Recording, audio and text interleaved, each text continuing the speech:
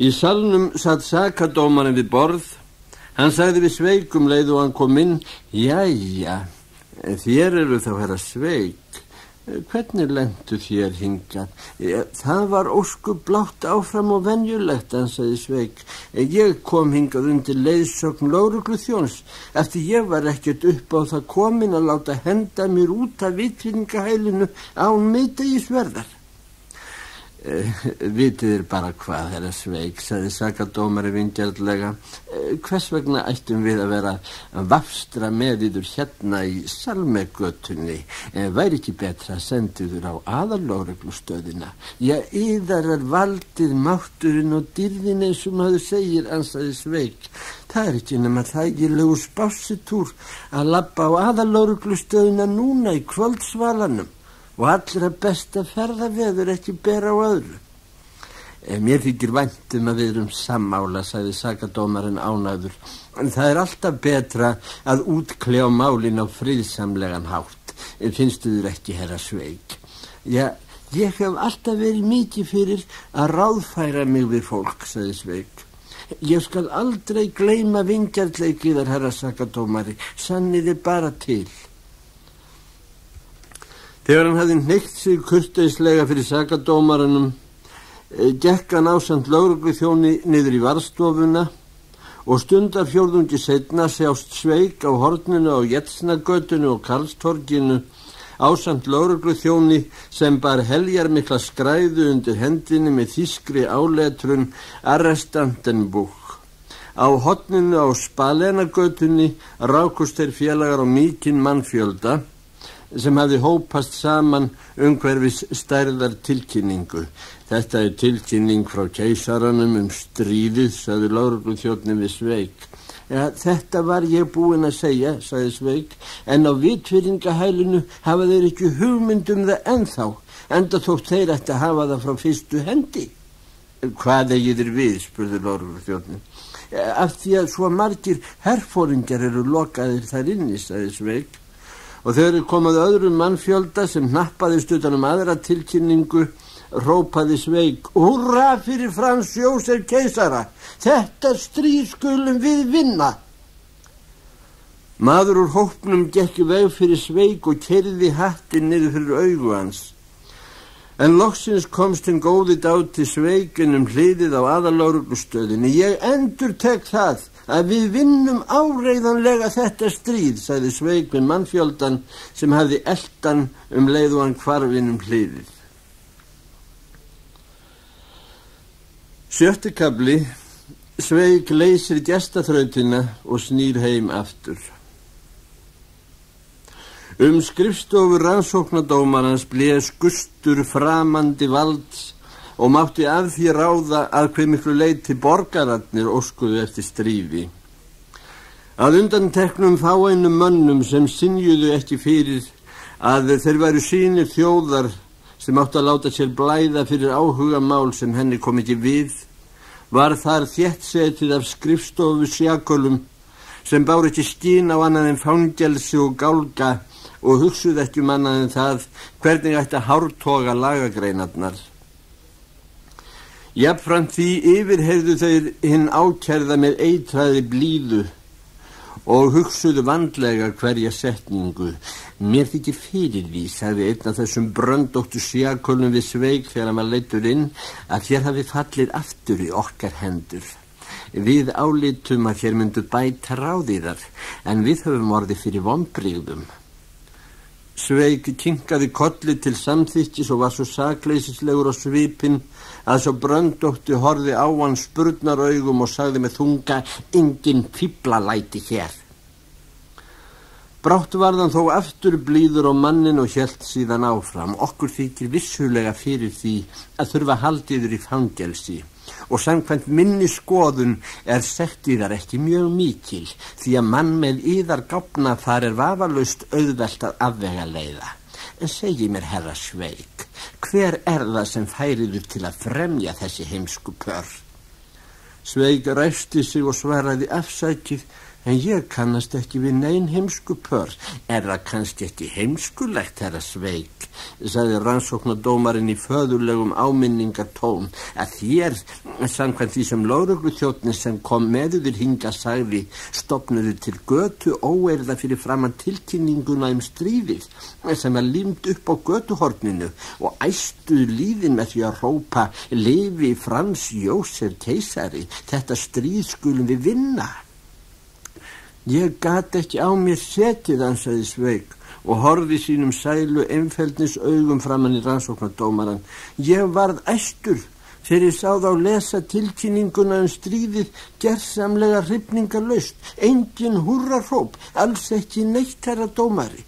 Rétt eins og þetta kæmi þeim ekki við.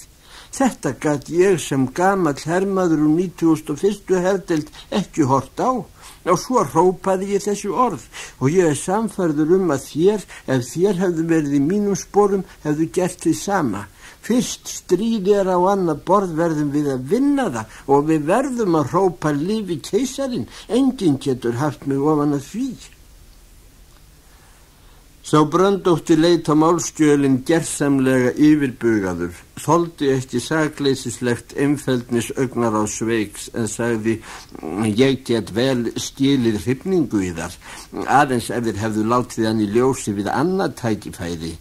Þér vitið sjálfur að þér voruð undir leiðsögn lögregluþjóns og þess vegna hlutu þessi húrrahróp að vekja fremur hlátur en alvöru borgaranna. Já, það erfið stund í lífi manns þegar hann undir leiðsögn lögregluþjóns, en þegar hann jafnvel á þvílíkri stundu gleymir ekki hvað sómir sér þegar stríðir, þá held ég að hann sé ekki slæmur maður. Sá bröndótti urraði og leit enn einu sinni í augu Sveiks, en úr augnaráði hans las hann sakleysi, blíðu, yfirleitisleysi og milda hlýju. Stundarkorn horfðust þeir í augu.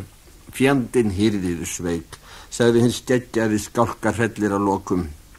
Ef þér villist hingað einu sinni enn, þá mun ég ekki hafa fyrir því að yfirheyra yður, en sendiður beina leið fyrir herréttin á Hratsjani, skiljiði mig. Og áður en hann gat snúið sér við var Sveik komin til hans, kyssti á hönd hans og sagði, Guð launiður margfaldlega fyrir mig. Ef þú skildi einhver tíma vanta kynhreinan hund, þá snúiði þau til mín. Ég versla með hunda. Og þannig fékk Sveik frelsi á ný og lagði af stað heimleiðis. Hann velti fyrir sér hvort hann ætti að hafa áningastað í bikarnum og enduðu þær hugleiðingar með því að hann opnaði þær dyr sem hann hafði skömmu áður farið út í fylgd með brettsnæter leynilögreglumanni. Í veitingastofunni ríkti grafarkyrrð. Fáeinir gestir sátu þar inni og meðal þeirra var kirkjuþjónninn frá Sankti Apollínarus. Þeir voru skuggalegir á svipinn. Innan við borðið satt kona gestgjafans frú Palivets og horfði sljóum augum á ölkranana. Þá maður kominn aftur, sagði Sveik glaðlega. Gefið mér glas af öli. Hvar herra Palivets niður kominn? Í stað þess að svara brast frú Palivets í grát, gaf allri ógæfu sinni útrás í sérstakri áherslu á hvert orð og stamaði, hann var dæmdur í 10 ára fangelsi fyrir viku. Nú ekki öðru vísi, sagði Sveik, jæja, þá hann búinn að sitja af sér viku. Hann var svo varkár, sagði frú Palivets grátandi. Það sagði hann að minnst og kosti alltaf sjálfur.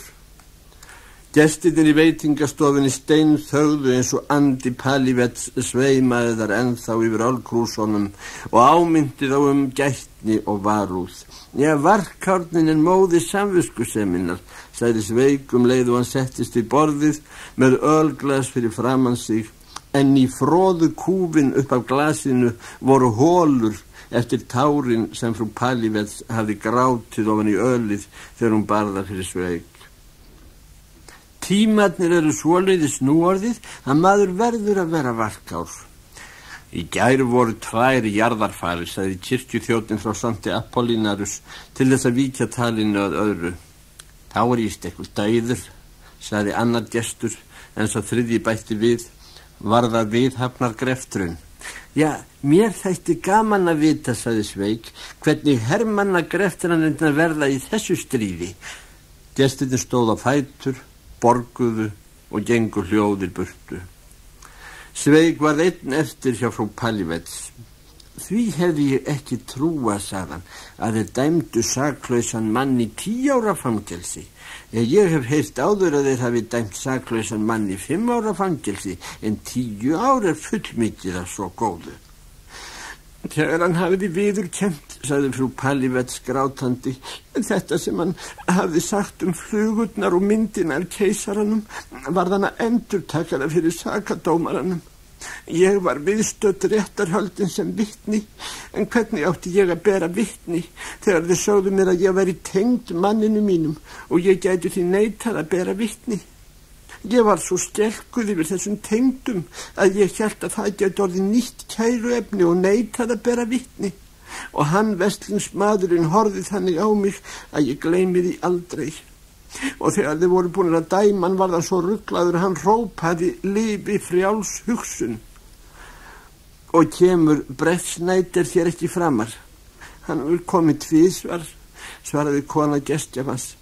Hann drukkið öl og spurt mig hver ég kæmu hér og hlustað á gestina tala knattspyrnu.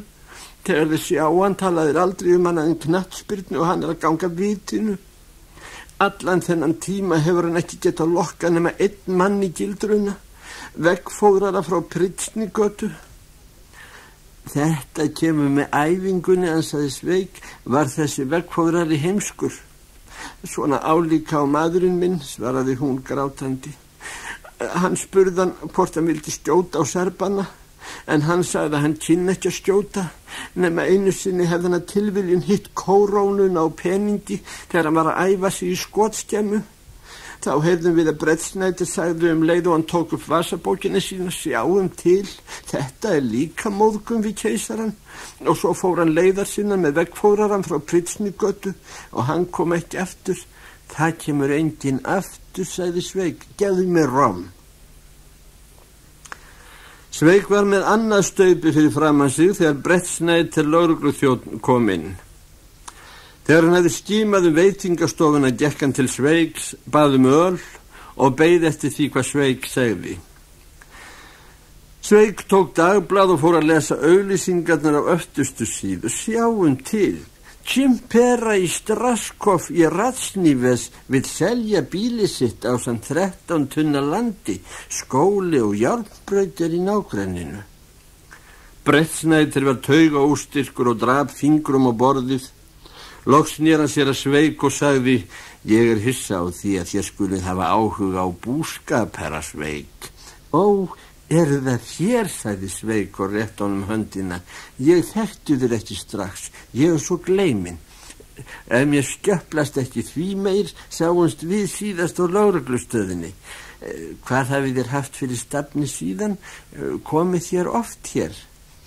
Ég kom hingað í dag til að leita yður, en því ég frétti í skrifstofu sakadómara að þér versluðu með hunda.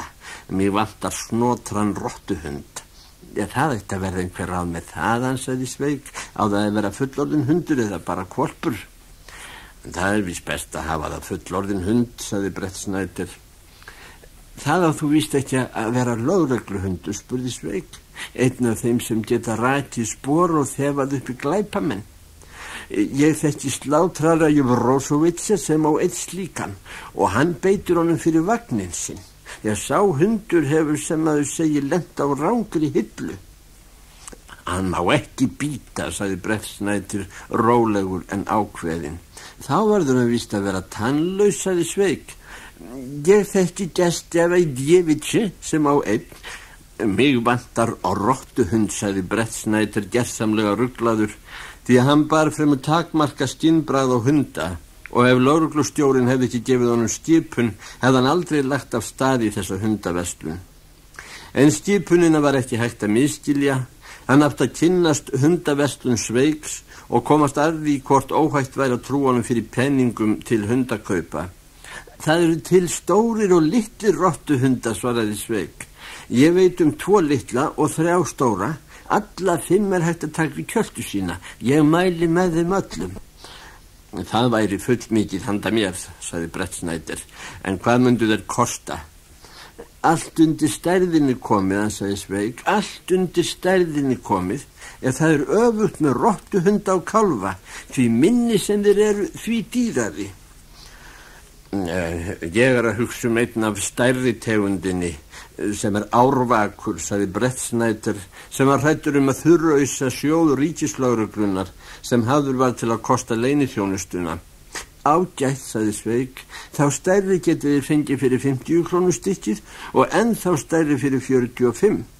En einu höfum við gleymt, eiga það að vera hundar eða tíkur. Það mér rétt sama, sagði Brett Snyder, sem var engin hundasérfræðingur. Útvegi mér einn og ég sækjan til yðar annað kvöld klukkan 7. Gangið að því.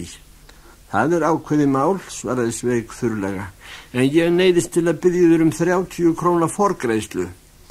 Það vel komið, sagði Brett Snyder og borgaði peningana og svo fáum við okkur glas á minn reikning.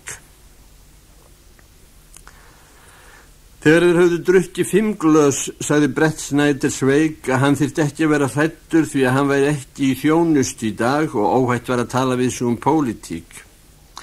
Sveig fullyrti að hann talaði aldrei pólitík í knæpum því að hún væri ekki nema fyrir pelabörn. Brett Snyder var dálítið byltingasinnaður og sagði að sundurþykkt þjóðfélag ætti ósigur vísan. Hann spurði Sveig skoðun hans á málinu. Sveig lýsti því yfir að þjóðfélagi kæmi honum ekki við. Hins vegar hefði hann einu sinni hjúkrað veikum samt í Bernharðsundi og gefið honum hermannabrauð sem hann hefði drepist af. Þegar þeir höfðu drukkið 6 glös, sagði Brett Snyder að hann væri stjórnleysingi og spurði Sveig í hvaða félag hann ætti að láta innrita sig. Sveig sagði einu sinni hefði stjórnleysingi keypt af sér Leonberghund fyrir 100 krónur og svikjust að borga síðustu afborgun. Við 7. glasið talaði Brett Snyder byltingun á andmælti hervæðingu, en Sveig laut að honum og hvíslaði, það nýkominn maður inn í veitingastofuna, látið hann ekki heyra til yðar, það gæti orðið óþægilegt fyrir yður, þér sjáuð sjálfur að veitingakonan grætur.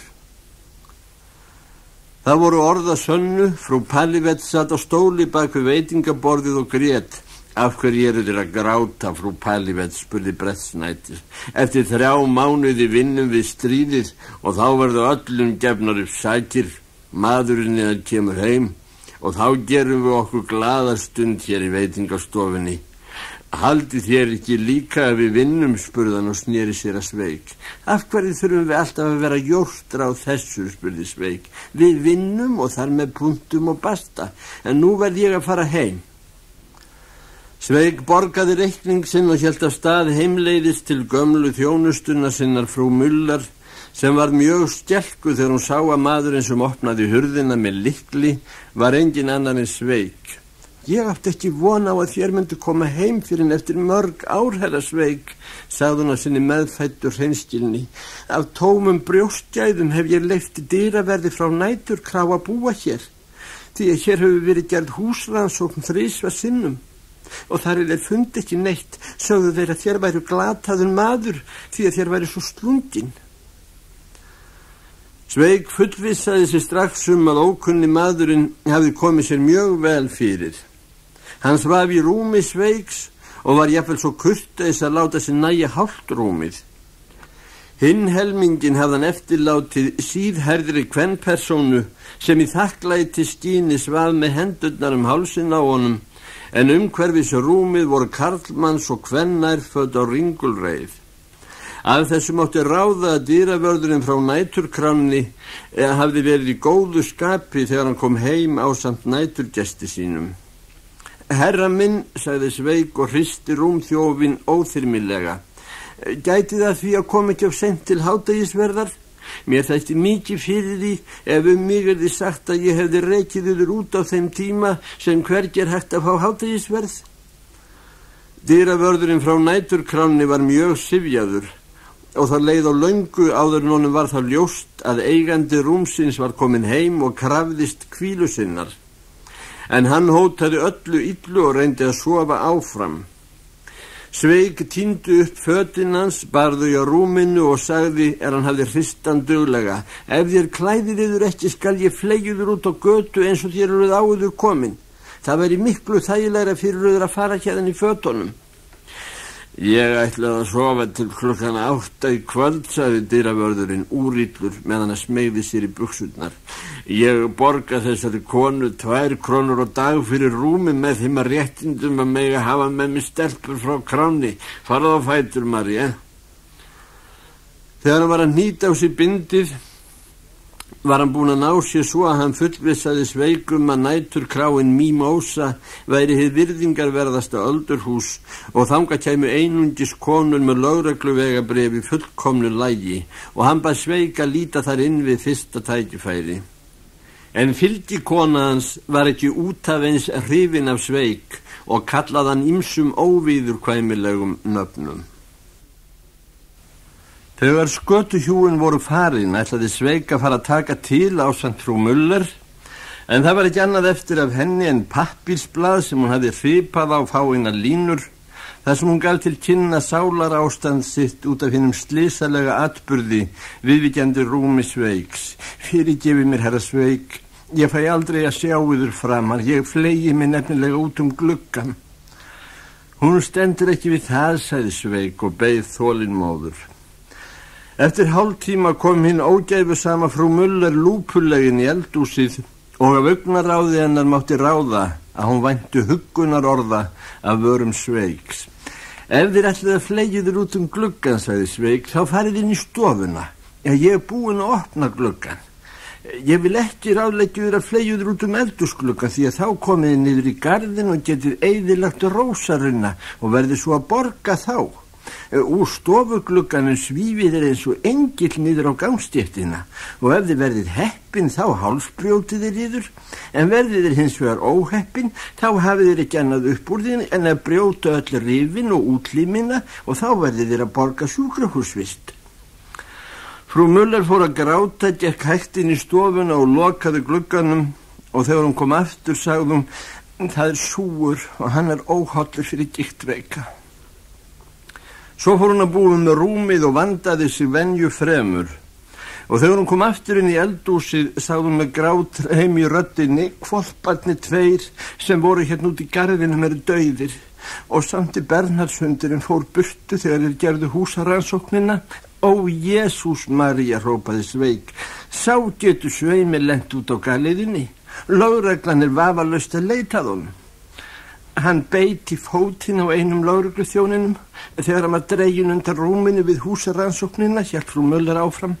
Einn þeirra sagði nefnilega að það veri kvikt undir rúminu og svo skipuðu þeir samt Bernhardshundinum að skríða undan rúminu í lagana nafni og þegar hann syndi því engu drógu þeir hann undan því og þá beit hann einn þeirra í fótinn og hljóp því næst burtu og kom ekki aftur. Þeir yfirheyrðu mig líka og spurðu hverjir kæmu hér og hvort við fengjum ekki peninga frá útlöndum. Svo sögðu þeir að ég væri heimsk þegar ég sagði þeim að hér sæjust sjaldan peningar að undanteknum þessum 60 krónum sem nýlega hefðu komið frá framkvæmdastjóranum í Brno fyrir angóraköttin sem þér auglýstið í Narodni Politika en svikustum að senda honum en létið hann í staðinn fá blindan kjölturakka í döðlukassa. Svo töluðu þeir mjög vingjarnlega við mig og ráðlögðu mér að ná í dyravörðin frá næturkránni, þennan sem þér fleygðuð út svo að mér leiddist ekki íbúðinni. Ég hef sannarlega áhyggjur út af þeim þarna í skrifstofum leynilögreglunnar, frú Müller. Nú skulu þeir bara sjá hve margir koma til að kaupa hunda, sagði Sveik og andvarpaði. Ég veit ekki hvort þeir sem endurskoðuðu lögreglubækurnar eftir hrunið hafa rekið augun í kynlega útgjaldaliði. Þar stóð meðal annars B 40 krónur, K 50 krónur, L 80 krónur og svo framvegis. En hafi svo verið þá hafa þeir vafalaust búist við að stafirnir B, K, L væru upphafstafir manna sem hefðu selt sökudólga í hendur leynilögreglunnar og þegið laun fyrir. En þá hafa þeir farið villir vega Því að B þýðir Sankti Bernhardsundur, K þýðir Kjölturætti og L þýðir Leonbergsundur. Alla þessa hunda fór Brettschneider með til aðallögreglustöðvanna. Þetta voru hræðilegar ófreskjur sem sveik inn á Brettschneider án minnsta samviskubits. En aldrei gat Brettschneider veitt neitt upp úr honum, þótt hann byrjaði að ræða hápólitísk efni, vék sveik umtalsefninu óðara að ýmis konar kvillum í hundum og hvernig ætti að lækna þá. Og í hver skipti fór Brettschneider með nýja ófreskju heim með sér frá sveik. Og þetta varð banabiti hins fræga Brettschneiders leynilögreglumanns þegar hann var búinn að safna sig 7 ófreskjum í íbúð sinni, loka hann sig inni hjá þeim og svelti hundaskrímslin þangað til þau réðust á hann og át hann upp til agna. Hann var svo heiðarlegur að hann vildi spara hinu opinbera greftrunarkostnaðinn. Í þjónustubók hans á lögreglustöðinni skrifuðu þeir í dálkinn embættisframi þessi dapurlegu orð étin af sínum eigin hundum. Þegar Sveik frétti seinna þennan raunalega atburð sagðan, mér bara ómögulegt að skilja hvernig þeir fara að setja hann saman á dómstegi. 7. kafli.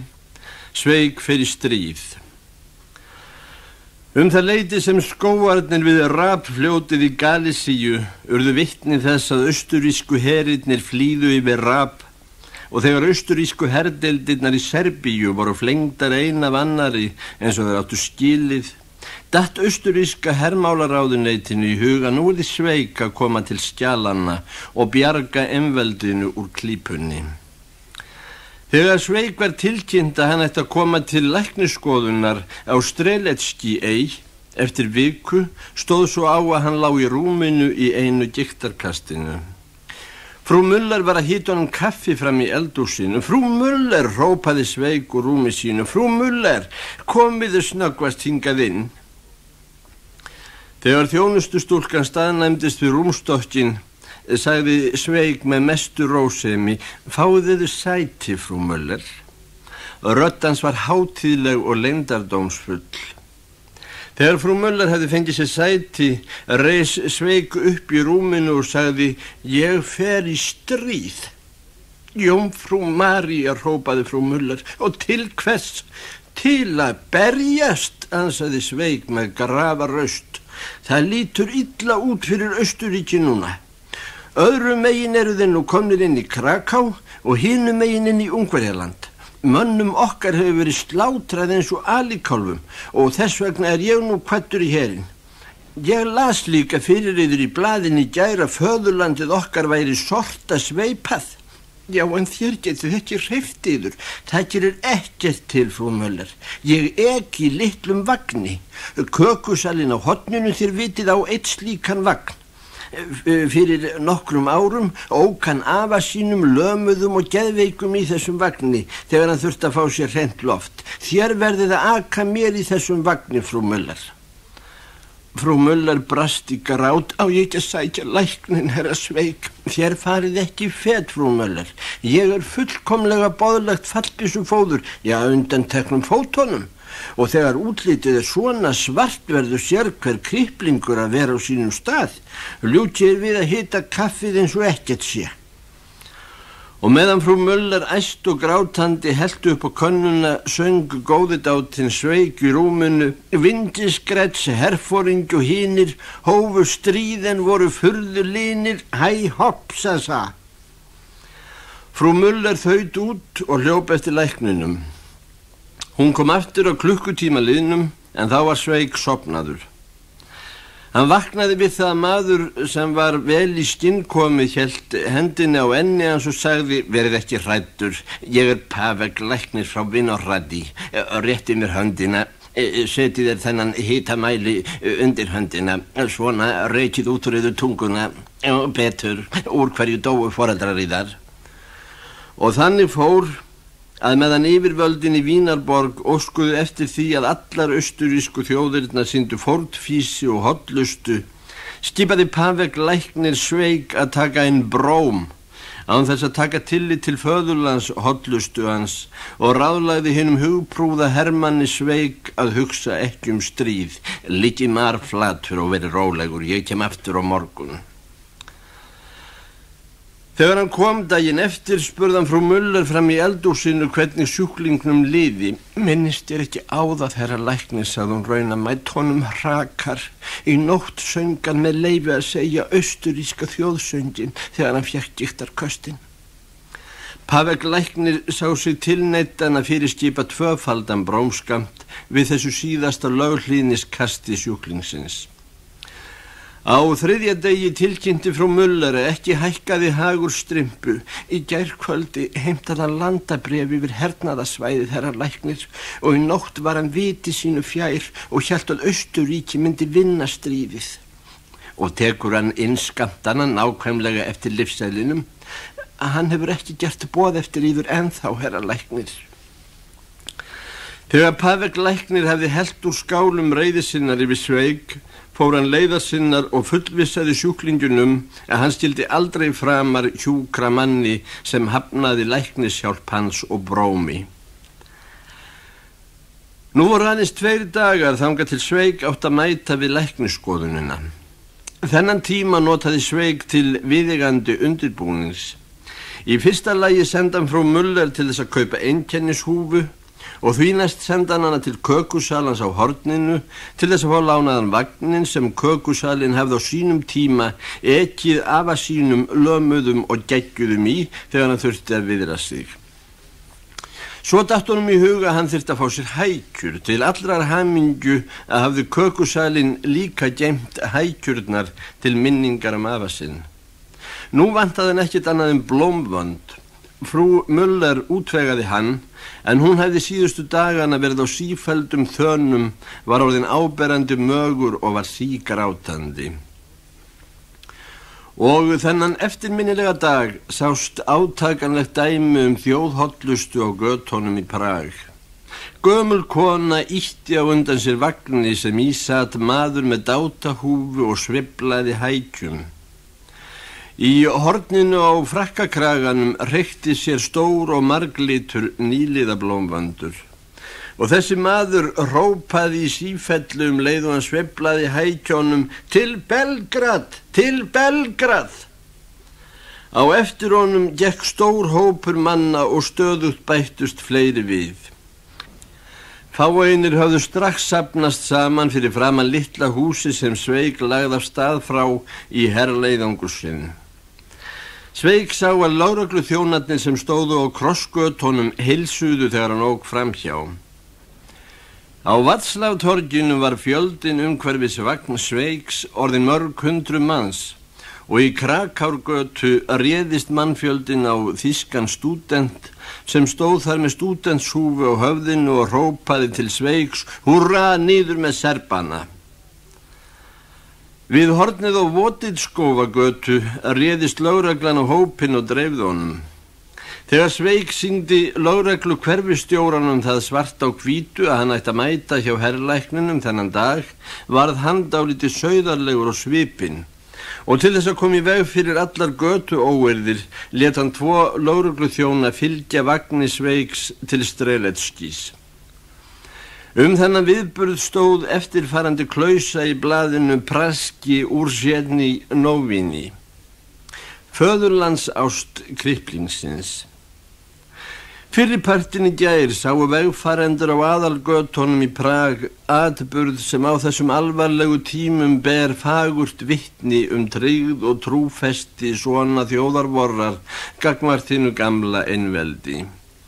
Svo virðist sem gullöld Grikkja og Rómverja sé aftur runnin upp þegar Músíus Skevóla lét bera sig til orustu án þess að sinna brunasárið á hendinni. Einar helgustu tilfinningar opinberuðust á fagran hátt hjá kriplingi með hækjur sem lét gamla konu aka sér í hjólastól. Þessi sonur tékknesku þjóðarinnar gaf sig fram af fúsum vilja til herþjónustu án þess að taka tillit til heilsuleysi síns, til þess að fórna lífi sínu og eignum fyrir keisaran. Í sama anda skrifaði einnig dagblaðið í Prag sem lauk grein sinni með þeim orðum að Þjóðverjar hefðu fylgt Kripplingnum til þess að varna því að hann yrði hengdur af sendimönnum Tékka.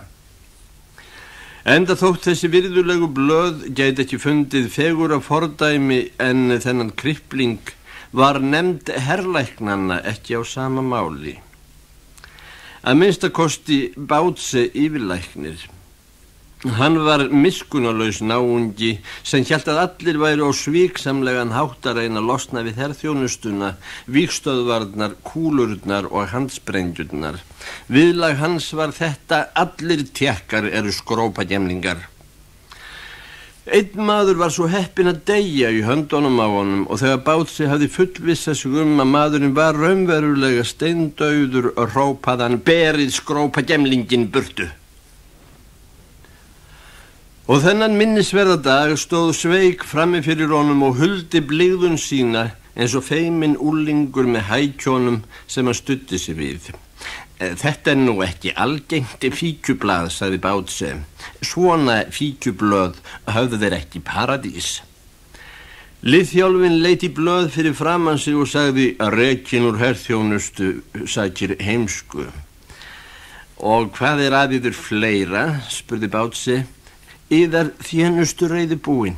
Það tilkynnist hér með að ég gigtveikur, en ég vil þjóna keisarann þangað til búið að brytja mig í spað, sagði Sveik yfirlætislaust. Hnén á mér eru bólgin.